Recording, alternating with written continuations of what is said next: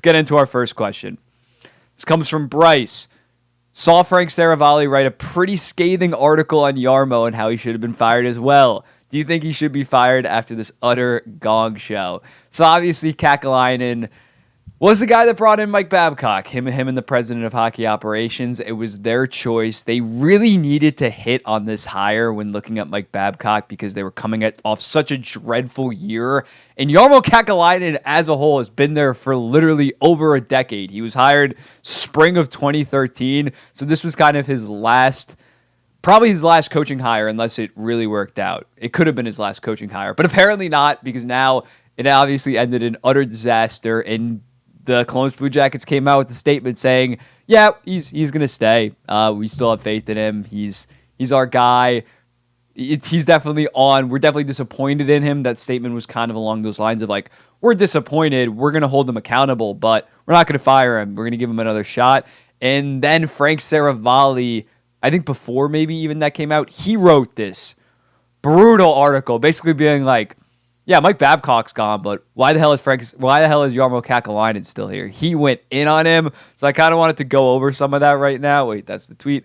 Yeah, this is Frank Saravalli's article. He says, GM Jarmo Kekäläinen somehow thanked Babcock for his hard work, which included allegedly inspecting players' camera rolls and professionalism and working with the team to step down. No joke. If Babcock had any professionalism, he'd still be employed. So he really went at him in this and just overall said basically that Jarmo Kekäläinen is the general manager of this organization. So the fact the buck and the leadership kind of has to stop with him.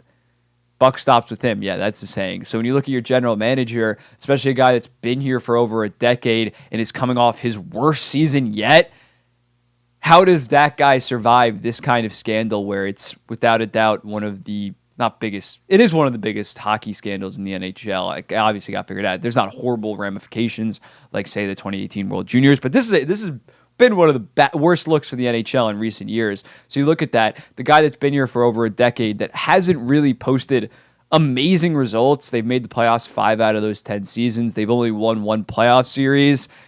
How does he survive that? Especially because started off pretty rough, then they actually did pretty decent. Now they're back on the downturn. They probably should be better this year, but like the downward momentum season over season has been dissipating. So you look at Jarmo Kekäläinen, it's pretty surprising that he still has a job. I thought he should have got fired after bringing in Johnny Gaudreau on that massive deal, obviously doing the Line A trade.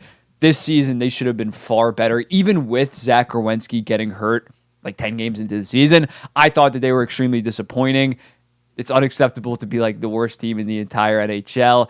And also, I think Saravalli made a good point when looking at Columbus. He's had this job security, but other markets like Buffalo, Winnipeg, Edmonton, Calgary, Ottawa, they are not as easy on their general manager. For example, in Buffalo, Jason Botterill, he only lasted 3 seasons when they were going through their rebuild, and they said, yeah, this isn't working, get out of here. So it's weird that Columbus, again, they aren't this massive hockey market, so maybe you can't have the expectations that you have in Toronto, that you have in New York, that you have in Montreal, but the fact that he's been there for over a decade and the results haven't been there, and they just went through this controversy. You would think that with most organizations, if a general manager had the same track record and then he was the guy that hired the guy that got fired, that they would end up being gone. So it's really weird for Columbus that they're kind of sticking by these guns. If they were coming off a Eastern Conference Finals run, I could understand it. He's like, oh, his vision is so clearly working. And I do think Columbus is going to be a much improved team. They simply have to be because they have so many young guys. They brought in Severson, brought in Provorov.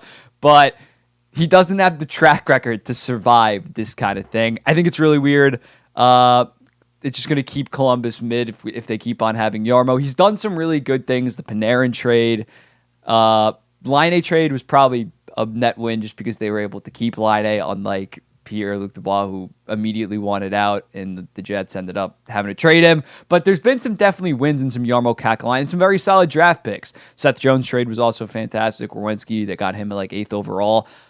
There's definitely been some wins, but overall, if he doesn't succeed after this year, if they are not at least an 90-point team, 85, 90-point team, he should definitely be gone because this summer he went all in, and obviously the decision blew up in his face.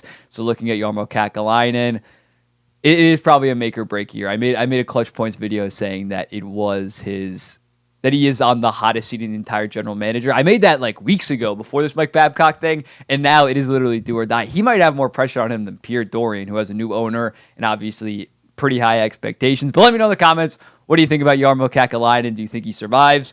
Moving on.